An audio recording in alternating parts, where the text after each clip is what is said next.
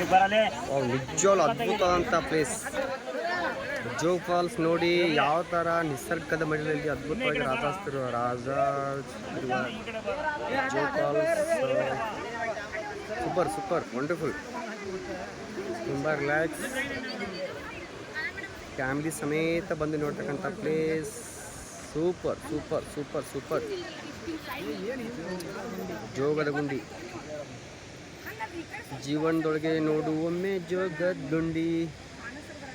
Doctor Rajkumar ಅವ್ರು ಹೇಳಿದ್ದಾರೆ, ನಿಜವಾಗ್ಲೂ 100% ಅದು ರಾಜ್ಕುಮಾರ್ ಅವ್ರು ಹೇಳಿದಂಥ ಒಂದು ಅದ್ಭುತವಂತ ಮಾತು.